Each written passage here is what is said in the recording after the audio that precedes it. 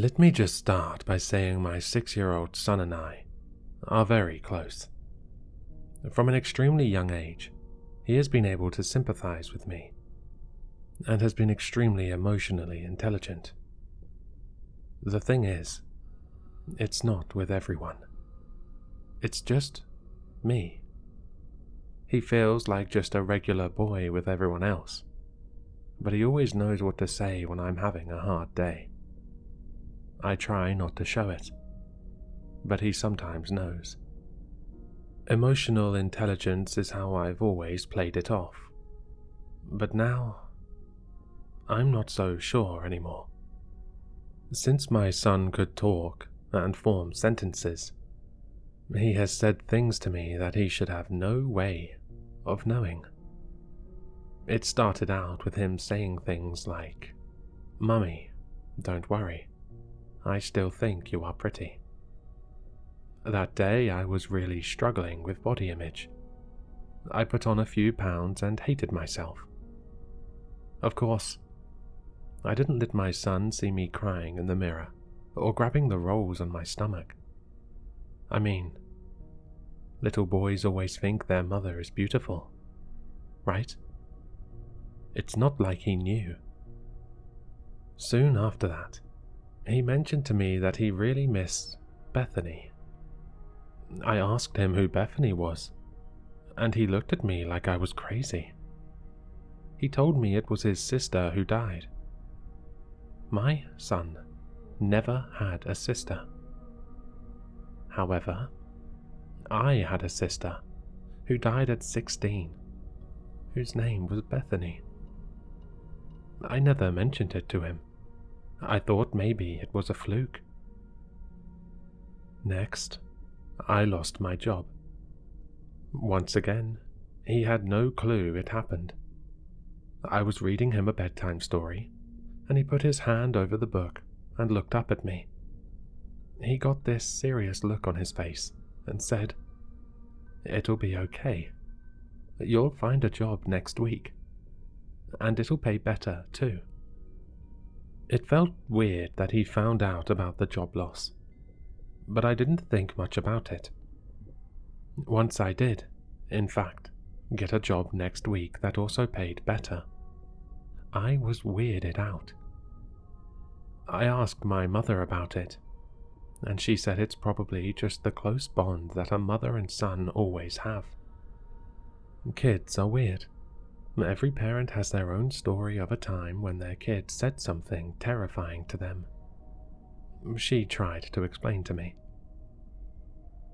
A few months ago, it started to become an everyday thing where he would say something about a subject he shouldn't know about.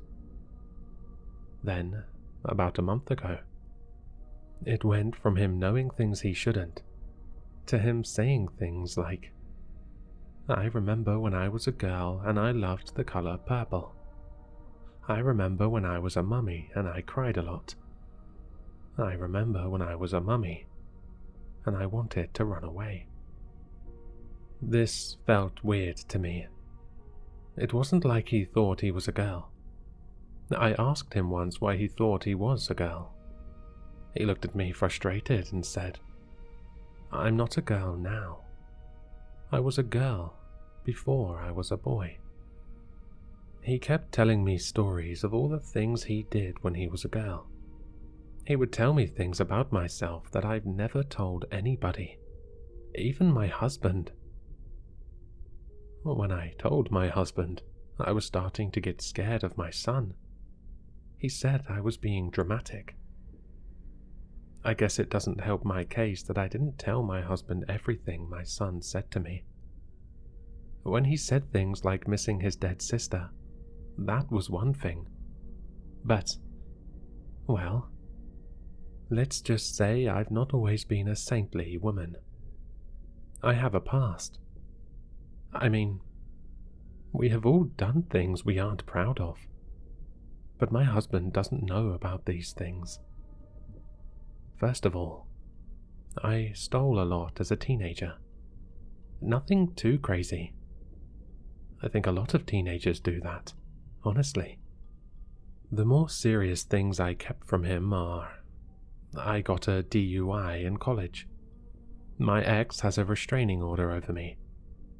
I was a stripper for several years. And, worst of all, I cheated on my husband a few years ago. It was dumb, and I regret it. But I will never tell him.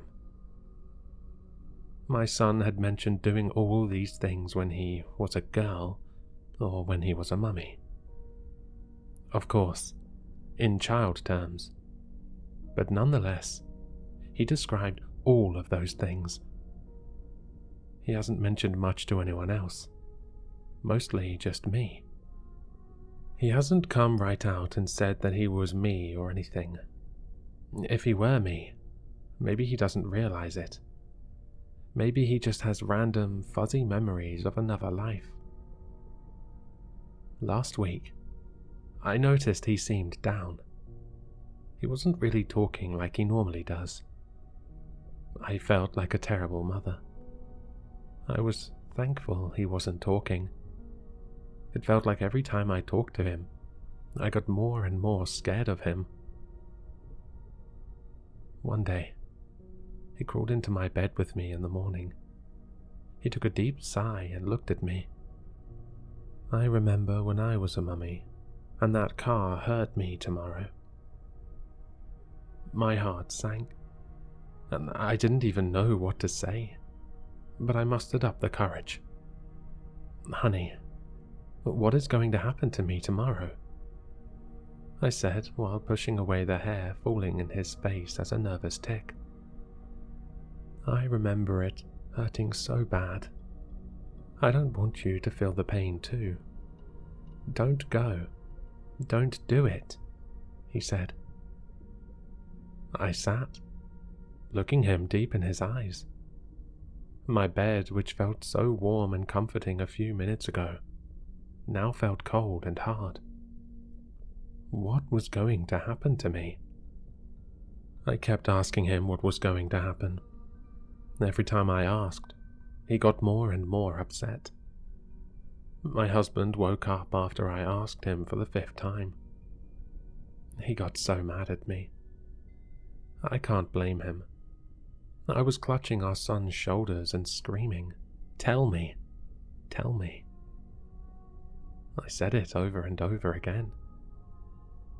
My son didn't talk to me for the rest of that day. The next day, I tried to explain to my husband what our son said, and how I was scared, because this was the first time my husband heard of my son saying such crazy things.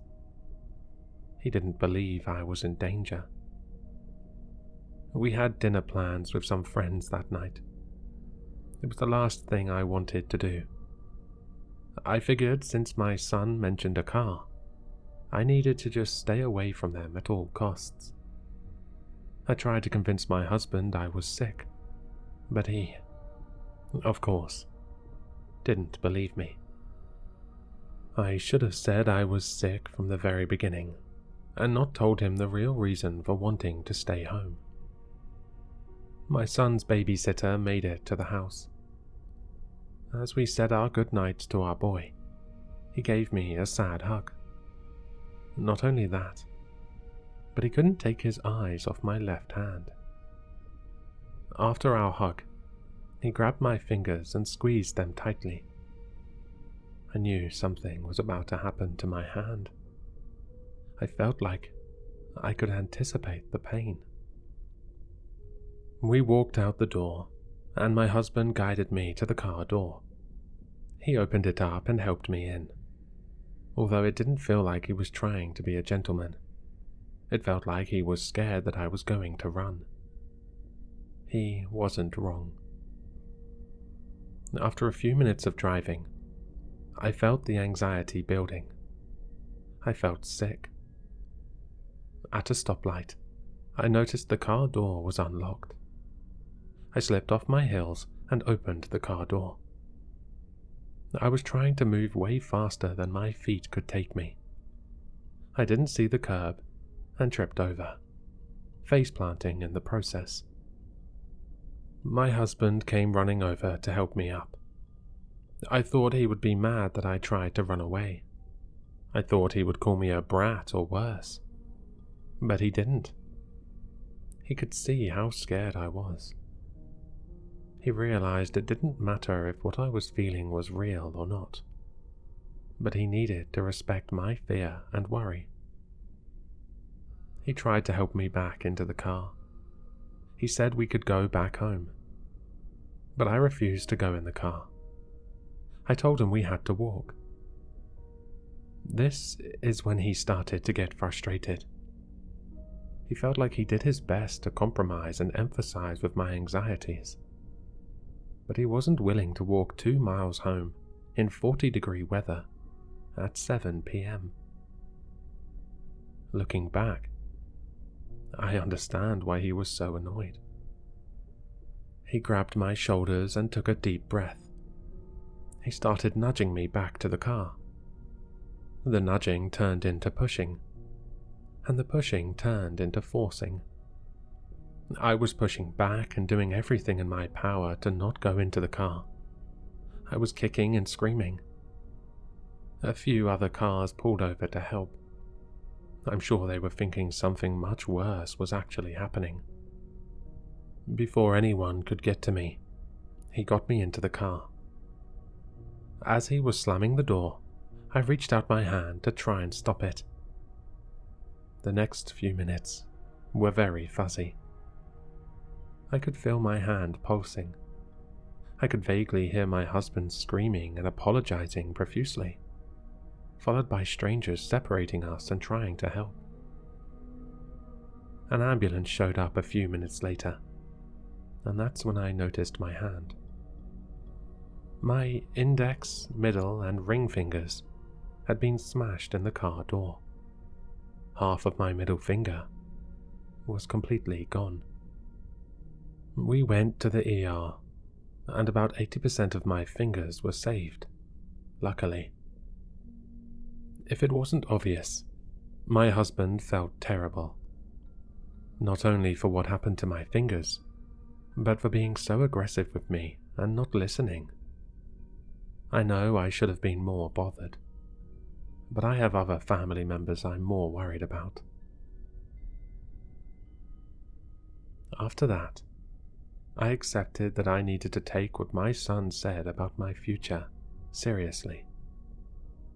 That week, he said more disturbing things. I remember when I was a mummy and I set the house on fire. I remember when I was a mummy and I stabbed my husband. I remember when I was a mummy and the scary man took me into the forest. I remember when I was a mummy and the monster from the closet hurt me. I was terrified of the things that would happen to me. I know children can't always describe or articulate words that well at a young age, but that didn't help me feel any better. I tried to ask him for details of what he meant, but once he said something, he usually didn't want to talk about it anymore, especially if it seemed to be traumatizing. It's like the memory would flash in his head and it had to be blurted out. The reason I'm recording all of this out in the first place is because of what he told me today. The two of us were coloring at the kitchen table, and without even looking up at me, he said, "I remember when I was a mummy, and my son killed me." I froze in fear. I couldn't believe the chill that ran down my spine, and the fact that he didn't seem fazed by it all. He just kept coloring his pirate ship. I need help. What the heck am I supposed to do? I don't even know how to process any of this. I don't believe in reincarnation or anything like that. Even if I did, is that how it even works? There shouldn't be an overlap in lives like this, right? But how else is something like this explained? It's not like my kid can just see the past and future. He has seen my whole life before, and from his perspective. He doesn't find it strange that my life used to be his. He is also aware enough to recognize a memory, like when I lost my job. And he comforted me, knowing that I'll get a new job soon. This whole thing is hurting my brain. I love my son, but I'm so terrified and feel crazy. Someone, please help me. I don't know what to do.